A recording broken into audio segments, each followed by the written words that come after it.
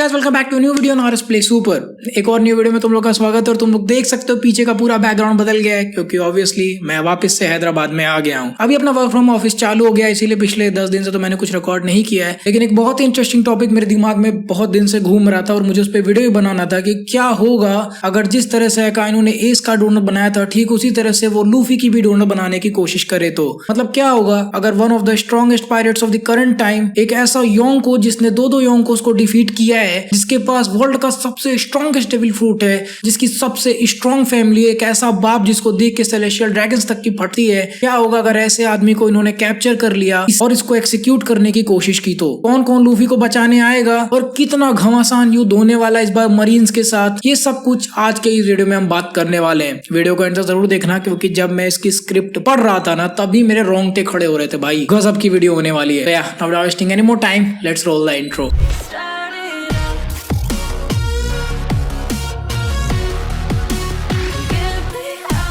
तो सबसे पहले स्टार्टिंग से ही बात कर लेते हैं कि आखिर लूफी को मरीन्स कैप्चर कैसे करेंगे। अभी करंट के मांगा की स्टोरी में अगर तुम देखोगे तो इस समय बोनी की स्टोरी चल रही है और इस पॉइंट पर लूफी को कैप्चर करना बहुत मुश्किल है। सारे के सारे टीममेट्स उसके अराउंड है और काफी सारे डायनामिक्स हैं प्रेजेंट। लेकिन अगर हमें ये सिचुएशन इमेजिन करना तो हमें थोड़ा समय पहले जाना पड़ेगा, यानी कि we'll have to roll back to episode number 1079 जहां पर लूफी ने जस्ट अभी काइडो को डिफीट किया था। पहली बात तो काइडो को डिफीट करने से पहले लूफी कई बार ऑलरेडी नॉकआउट हो चुका था और फाइनली उसने गियर 5 अपने मरते मरते ही खुद को एक्टिवेट किया था, जिसकी वजह से वो बहुत ज्यादा ही थक गया था। अगर तुम्हें याद हो तो वानो की लड़ाई के बाद एक हफ्ते तक वो उठा भी नहीं था। तो इस कंडीशन में अभी जब लूफी डिफीट हुआ है तो अभी लूफी के अंदर बिल्कुल भी जान नहीं है, वो चुपचाप जमीन पर पड़ा हुआ है। इस पॉइंट पर यामाटो और मोमोनोसुके आ तो जाएंगे लूफी को देखने के लिए जब ओनिगाशिमा लैंड हो जाएगा, लेकिन इस पॉइंट पर ठीक इसी समय नेवी एडमिरल ग्रीन बुल भी आ जाएगा, मतलब कि आरामाकी, जिसके पास फॉरेस्ट वाला डेविल फ्रूट है। अगर तुम्हें एनिमे में याद हो तो बहुत ही आसानी से उसने मोमोनोसुके और यामाटो दोनों को हैंडल कर लिया था। अगर उस समय पर शैंक्स नहीं आया होता तो किसी भी हालत में वहां से आरामाकी भागने वाला नहीं था। ऑल्दो लूफी बाद में आके उसे डिफीट कर देता, लेकिन ये एक हफ्ते बाद की बात है जब लूफी पूरी तरह से रिकवर हो गया था। प्रेजेंट टाइम में आरामाकी तुरंत ही टपक पड़ा है और शैंक्स नहीं आने वाला क्योंकि इस बार वो फिल्म रेड की प्रमोशन नहीं करेगा। मांगा में आई थिंक वो इसीलिए आया था क्योंकि उसको फिल्म रेड की प्रमोशन करनी थी। खैर अभी इस समय शैंक्स यहाँ पर नहीं है और आरामाकी बहुत ही आराम से इन सबको डिफीट करके लूफी को अपने साथ लेकर चला जाएगा। तुम सोच रहे हो कि जोरो और बाकी लोग कहाँ पे हैं, तो इस समय उनकी हालत बहुत खराब है और वो किसी भी हालत में आके यहाँ पर लूफी की हेल्प नहीं कर सकते। अब ये बात धीरे धीरे सबके पास फैलेगी कि लूफी को किडनैप कर लिया गया है। पूरे के पूरे स्ट्रॉ हैट क्रू में टेंशन बढ़ जाएगा एंड ऑब्वियसली अपने आकाज़ाया और बाकी के वाहनों के लोग भी परेशान हो जाएंगे। दूसरी तरफ इधर आरामाकी ने भी अकाइनो को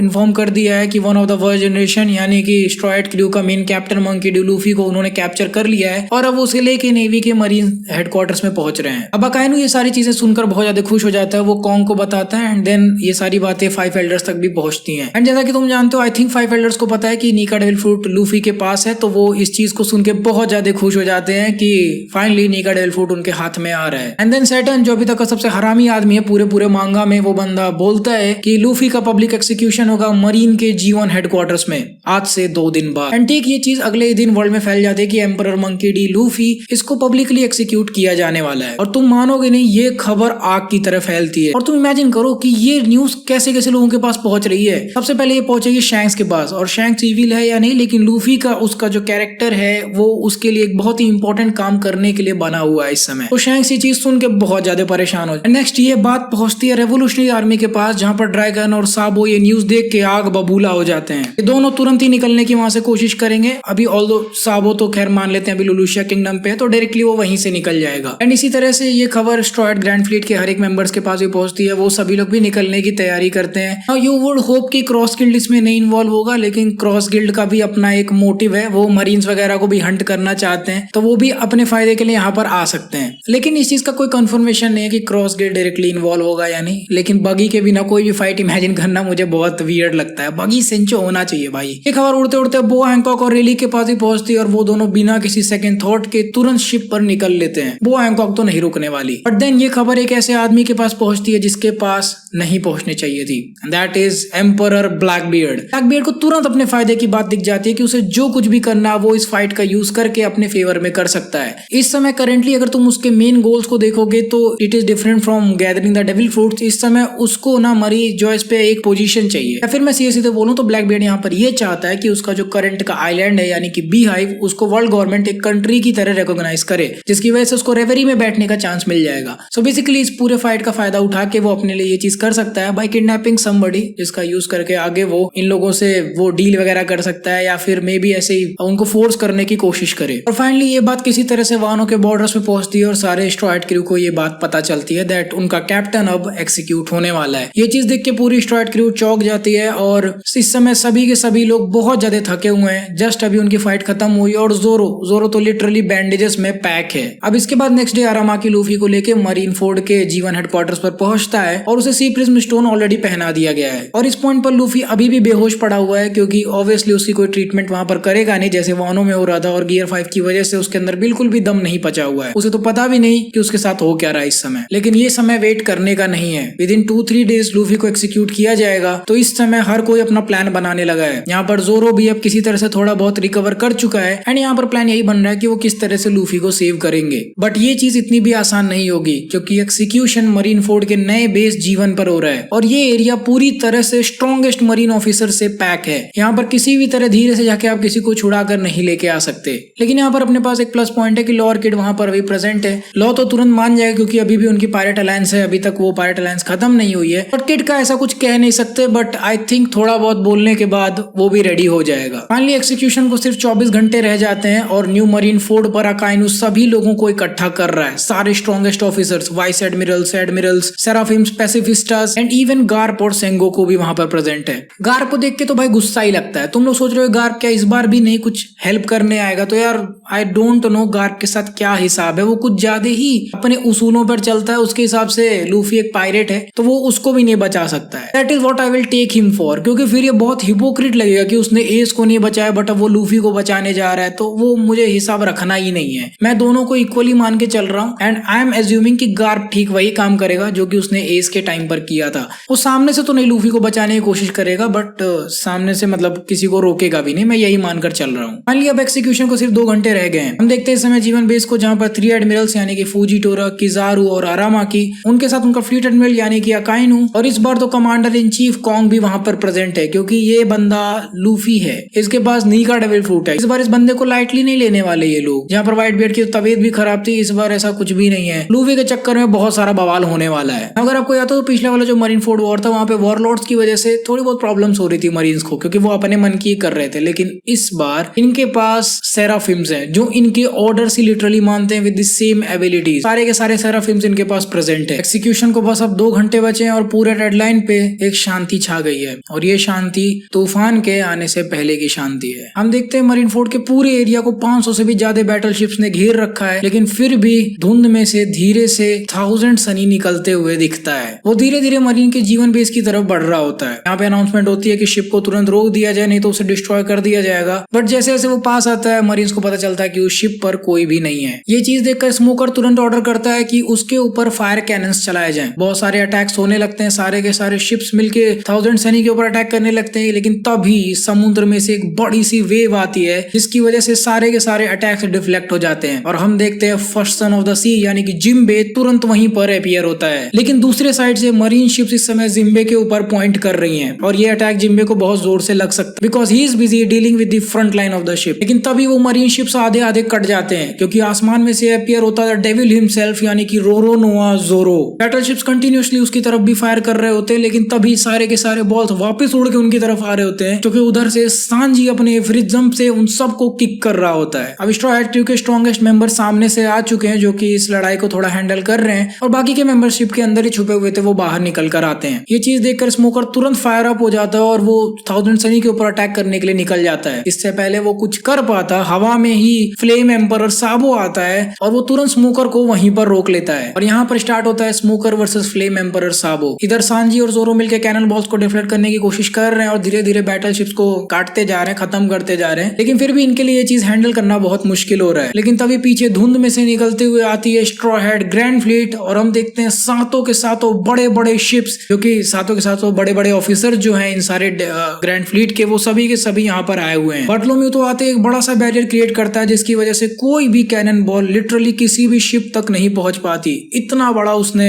बैरियर क्रिएट कर दिया है। यहाँ पर बार्टोलोम्यू बोलता है स्ट्रॉ हैट क्रू को कि वो आगे बढ़े और सभी के सभी जाके लूफी को सेव करने की कोशिश करें। इन बैटल शिप्स को वो सारे लोग यहाँ पर रुक कर देख लेंगे। अब क्योंकि ये सारे के सारे बैटल शिप्स को वाइस एडमिरल्स हैंडल कर रहे हैं तो यहाँ पर फाइट स्टार्ट होती है vice admirals versus the representative of straw hat grand fleet. Franky यहाँ पर अपने कोला का यूज करके 1000 सनी को फ्लाई करके यानी कि कूप द बर्स्ट को यूज करके सीधे सीधे G1 हेडक्वार्टर्स के सामने जाके लैंड करता है। अब इस पॉइंट पर पूरी की पूरी स्ट्रॉ हैट क्रू लिटरली जाके मरीन्स के सामने खड़ी हुई है और इनको देखकर लूफी चौंक जाता है। सबसे पहले इनके ऊपर अटैक करने आता है सेराफिम हॉक, लेकिन जोरो उसे रोक लेता है। और दूसरी तरफ से सेराफिम डोफ्लामिंगो, ये अभी तक हमें एनिमे में नहीं दिखाया गया बट मैं एज्यूम करके चल रहा हूँ कि इसका भी एक सेराफिम एग्जिस्ट करता है और ये भी अगर अटैक करता है जिसे सांजी हैंडल करता है। अब ये चीज कुछ देर तक चल रही होती है और इस पॉइंट पर हम ये मानकर चलते हैं कि साबो बहुत स्ट्रॉन्ग है और उसने स्मोकर को डिफीट कर दिया है। और इनके अलावा बाकी की स्ट्रॉ हैट क्रू, बाकी के जो सेराफिम्स हैं और जो वाइस एडमिरल्स है जो उस समय वहां पर प्रेजेंट है बेस पर, उनसे फाइट कर रहे हैं। ये सब देख के किजारू कुछ ज्यादा ही मजे ले रहा होता है और कहता है उससे भी थोड़े से मजे लेने हैं, तो वो उठकर जाता है और सांजी के ऊपर अपना लाइट स्पीड किक करने वाला होता है, लेकिन तभी साबो आकर उसे रोक लेता है और उसे भी जोर से घुमा के मारता है। और फिर इस पॉइंट पर अब इन दोनों की फाइट स्टार्ट होने लगती है, मींस साबो वर्सेस किजारू।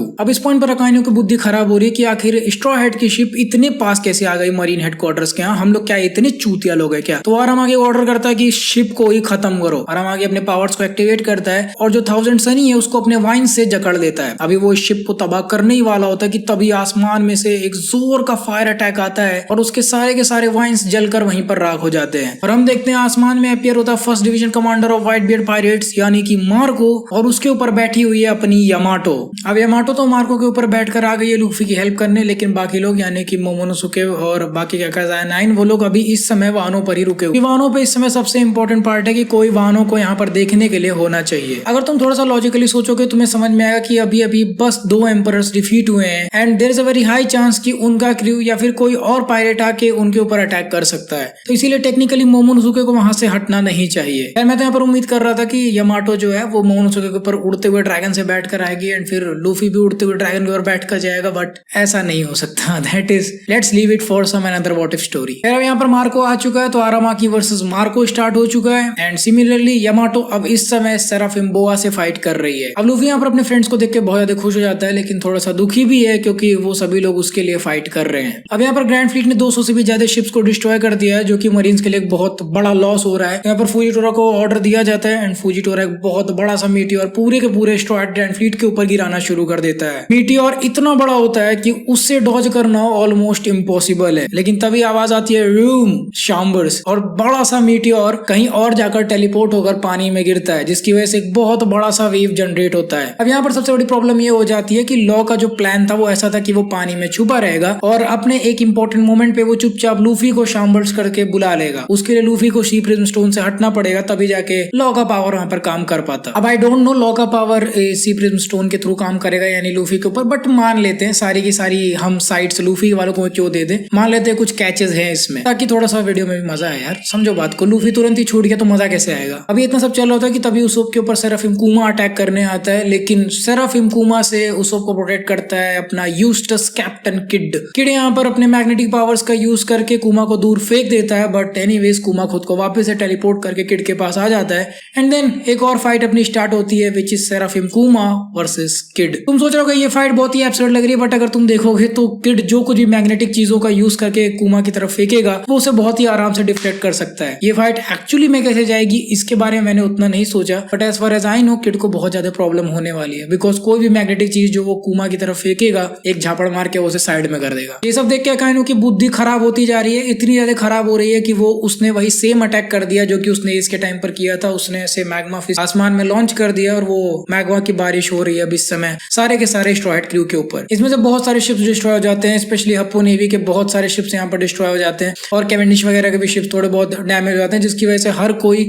अब धीरे धीरे मरीन बेस जीवन पर पहुंच रहा है। फाइट को अब 1 घंटे से भी ज्यादा हो चुका है और कॉन्ग यहाँ पर ऑर्डर करता है कि अब इससे ज्यादा नहीं झेला जाएगा, लूफी का एक्सिक्यूशन तुरंत इसी समय कर दो। इस पॉइंट पर लूफी के ऊपर ब्लेड चलने वाले होते हैं और लूफी अपना आखिरी स्माइल करता है बिल्कुल उसी तरह से जिस तरह से हमने लॉकडाउन आंख में देखा था। अब जैसे ही ब्लेड्स लूफी के गर्दन को टच करने वाले होते हैं बहुत ही जोर का हवा चलता है और वो दोनों एक्सिक्यूशनर्स उड़ के दूर गिर जाते हैं और इस पॉइंट पर अपीयर होते fire tempers boa Hancock along with रेले, और इनके साथ रेवोल्यूशनरी आर्मी भी आई हुई है और ड्रैगन हिमसेल्फ अब इस समय नेवी हेडक्वार्टर्स पर उतर चुका है। अब ड्रैगन का यहाँ पे आने का मतलब सिर्फ इतना ही नहीं है कि वो लूफी को सेव करना चाहता है। ड्रैगन को ये हिडन इन्फॉर्मेशन मिली हुई है क्योंकि साबो को ये चीज पता है कि गोरो से कौन है, तो पॉसिबिलिटी हो सकती है कि अगर साबो जीवन मरीन हेडक्वार्टर्स पे आया तो उसे चांस मिल सकता है गोरो से डायरेक्ट फाइट करने का और उनकी ट्रू आइडेंटिटी एक्चुअली में दुनिया के सामने लाने का। ये फाइट एक्चुअली में रेवोल्यूशनरी आर्मी के लिए बहुत बड़ी फाइट हो सकती है, क्योंकि अगर मरीन्स को एक बार में खत्म ही कर दिया तो फिर किस बात का रेवोल्यूशन, है ना। इसलिए ड्रैगन भी यहाँ पर अपना साइड निकालने आ गया है। ये सब देख के लूफी क्या कि उसके मुंह से बाहर आ जाते हैं जिस तरह से गियर 5 में होता है, और यही सेम सिचुएशन गोरोसे के साथ भी होता है जो कि मरी जोस पे बैठ के इस समय ये सारा फाइट देख रहे होते हैं। और अब इस पॉइंट पर लूफी का एक्सिक्यूट होना ऑलमोस्ट इम्पॉसिबल हो चुका है। अगर कोई भी एक्सिक्यूशनर सामने से आएगा तो बहुत ही आराम से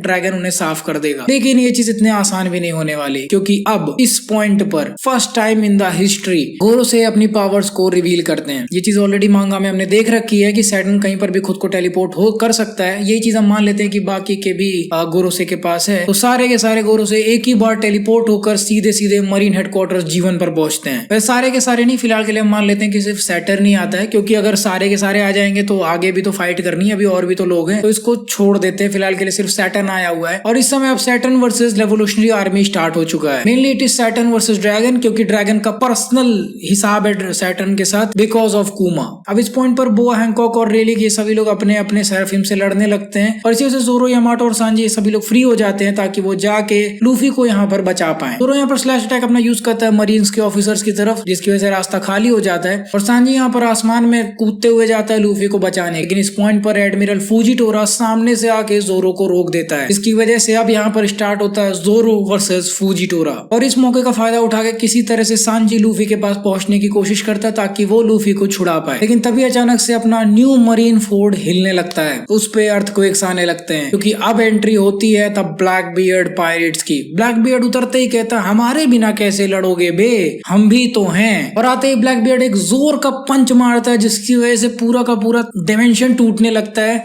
और ये अटैक सीधे सीधे सैटर्न की तरफ पहुंच रहा होता है। इसकी वजह से ना चाहते हुए भी सेंगोकू बीच में आता है और वो और गार्प मिलके ब्लैक बियर्ड के अटैक को डिफ्लेक्ट कर देते हैं। यहाँ पर गार्प और सेंगोकू मिलकर ब्लैक बियर्ड से किसी तरह भी फाइट करने की कोशिश कर रहे हैं उनके पायरेट से, उनके क्रू से, कि तभी अचानक से अकाइनो का दिमाग बौखल आ जाता है ब्लैक बियर्ड को देख के। वो तुरंत एक्सिक्यूशन प्लेटफॉर्म को छोड़ के सीधे सीधे जाके ब्लैक बियर्ड से फाइट करने लगता है। लेकिन इससे पहले अकाइनो कुछ भी उखाड़ पाता उसके सामने आओकीजी आ जाता है और कहता है सुन भैया, हमारा पुराना हिसाब थोड़ा रह गया था। और इतना सब होते होते अचानक से शिरियो अपने इनविजिबल डेविल फ्रूट का यूज करके सीधे अकाइनो के पीठ में तलवार घुसेड़ देता है। One of the best moment शायद तुम्हें लगेगा ये पूरे मरीन फोर्ड वॉर को, ऑल्दो ब्लैक बियर्ड यहाँ पर अपने फायदे के लिए आया हुआ है, बट अकाइनो को इस समय उसने घुसा दिया है, जिसकी वजह से अब अकाइनो की हेल्प करने के लिए इवन कॉन्ग को भी यहाँ पर उतरना पड़ा। और यहाँ पर अब फाइट से ऐसे ऐसे स्टार्ट हो जाती है जहाँ पर अकाइनो अब आओकीजी से फाइट कर रहा है, शिरियो और बाकी सारे टीम मेंबर से कॉन्ग, गार्प और ये सभी लोग मिलकर फाइट कर रहे हैं। कॉन्ग यहाँ पर किसी तरह से ब्लैक बियर्ड को होल्ड कर रहा है और गार्प और सेंगोकू ये लोग मिलकर बाकी के ब्लैक बियर्ड पायरेट से फाइट कर रहे हैं। आई थिंक तुमने ऑलरेडी देख रखा कि ब्लैक बियर्ड पायरेट्स कितने स्ट्रॉन्ग है अभी कुछ मांगा में ही। अब हम कोबी को देखते हैं इस बार, जो कि फिर से रो रहा है, हर समय रोता ही रहता है वो, और वो यहाँ पर सोच रहा है कि वो किसको बचाए, अपने बेस्ट फ्रेंड को या फिर वो नेवी की हेल्प करे। और फाइनली वो डिसीजन बनाता है ना चाहते हुए भी कि वो अपने दोस्त को सेव करेगा। अभी वो एक्सिक्यूशन प्लेटफॉर्म की तरफ बढ़ ही रहा है उसे बचाने के लिए कि तभी एक लात आके कोबी को पड़ती है और कोबी दूर जाके गिरता है। ये लात होती है किजारू की, और ये चीज देख के किसी और का दिमाग ज्यादा खराब हो जाता है और एक मुक्का उड़ते हुए सीधे किजारू की तरफ आता है। ये मुक्का किसी और का नहीं बल्कि अपने वॉइस एडमिरल गार्प का होता है, जो कि किजारू को बहुत जोर से पड़ता है। यहाँ पर गार्प की बुद्धि घूम गई है क्योंकि कोबी उसका स्टूडेंट है। यहाँ पर किजारू इतनी आसानी से नहीं मानने वाला, वो वापस से गार्प की तरफ अटैक करने आता है, लेकिन तभी साबो आके उसे वापस से रोक लेता है, कहता है कि हमारा भी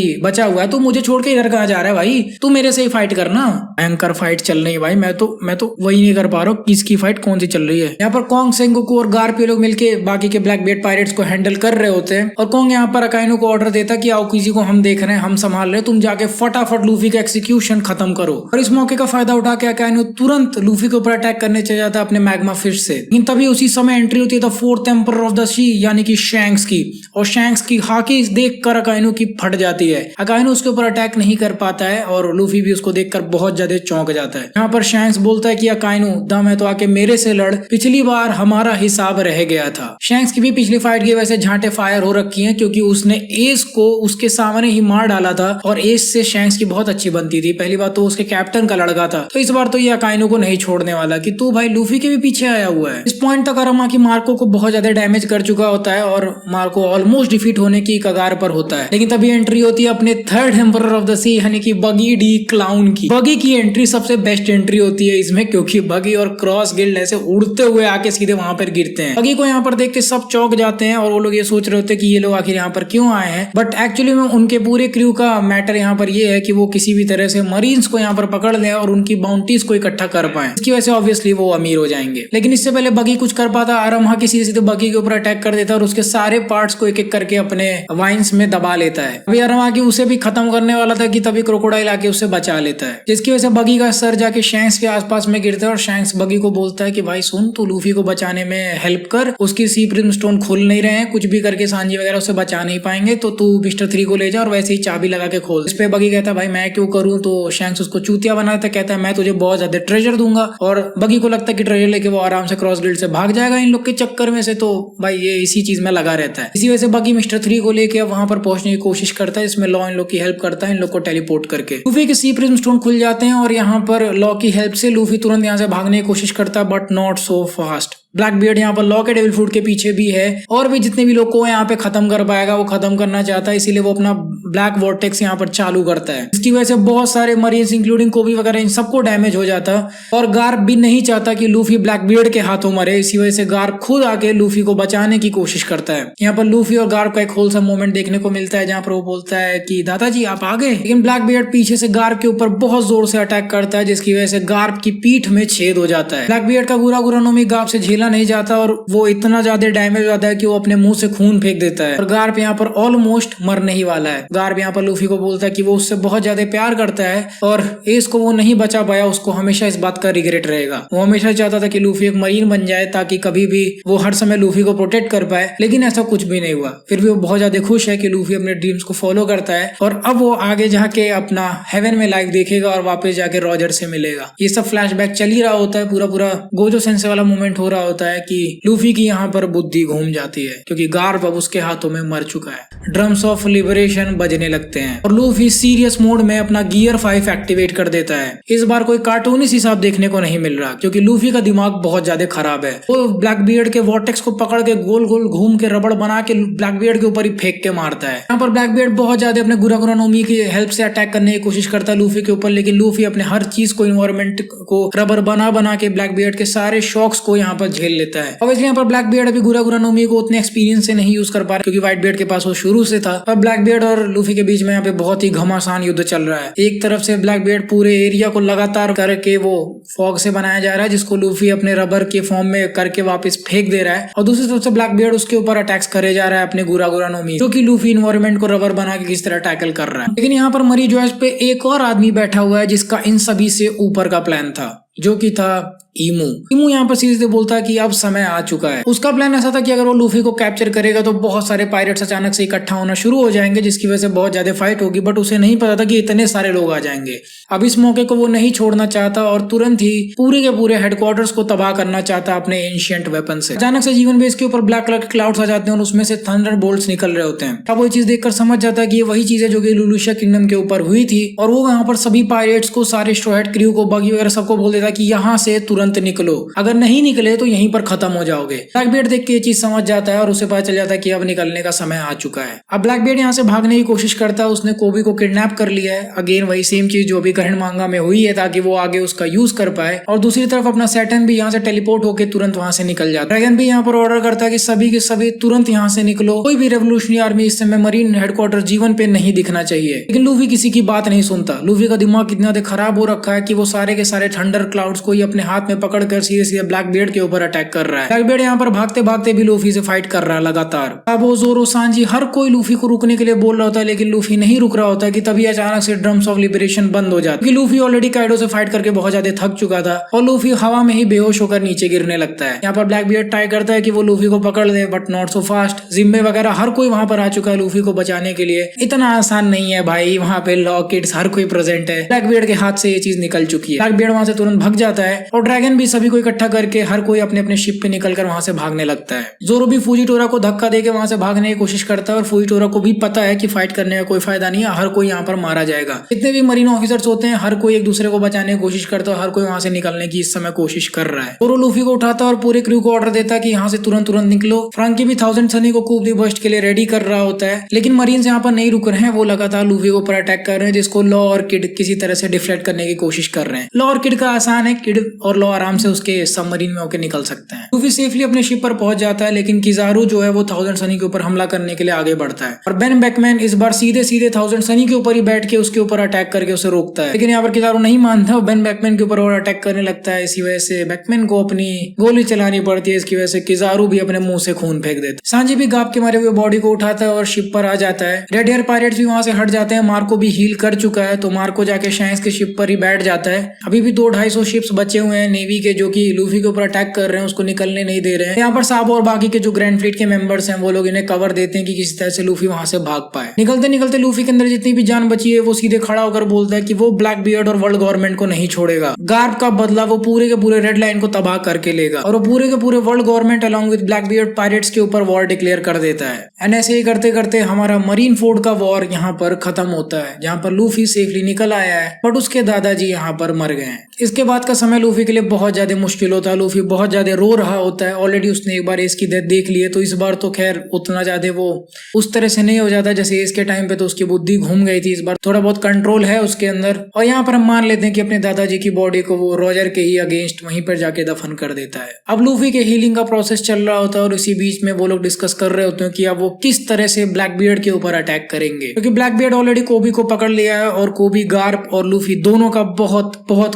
क्लोज फ्रेंड है, तो उसे बचाने के लिए लूफी कुछ भी करेगा। लेकिन यहाँ पर लॉ और किड बोलते हैं कि भाई देखो तुम्हारा मैटर है, तुम देखो हम लोग अपने अपने रास्ते जा रहे हैं। और इसी तरह से हर कोई अपने अपने रास्ते निकल जाता है। यहाँ पर स्ट्रॉ हेड क्रू और उनकी ग्रैंड फ्लीट फोकस करती है कि आखिर ब्लैक बियर्ड पायरेट से कैसे फाइट करेंगे। साबो यहाँ पर उसको एडवाइस करता है कोई भी इरेशनल मूव ना ले और शैंक्स के बोलने का वेट करे, क्योंकि शैंक्स की तरफ से अभी तक कुछ भी सुनने को नहीं आया है। एंड विद दैट वो लोग हील होने के बाद अपना 4th रोड पॉनेग्लिफ खोजने के लिए निकल जाते हैं towards the Elbaf island. And इसी के साथ ये वीडियो भी खत्म होती है। आज तुम लोग को ये वाली वीडियो पसंद आई होगी। अगर तुम लोग को जानना है कि अगर एस के एक्सिक्यूशन के टाइम पे लूफी के पास गियर 5 होता तो तुम लोग मेरी what if gear 5 was at marine Ford वाली वीडियो चेकआउट कर सकते हो। बहुत इंटरेस्टिंग वीडियो है वो। तुम लोग को वीडियो पसंद है, वीडियो को लाइक कर दो। बहुत दिन बाद एक व्हाट इफ वीडियो बनाई है, अच्छा खासा रिस्पॉन्स देना बहनचोद। और चैनल को फटाफट सब्सक्राइब कर दो। I will see you guys next one. So until next video, play on.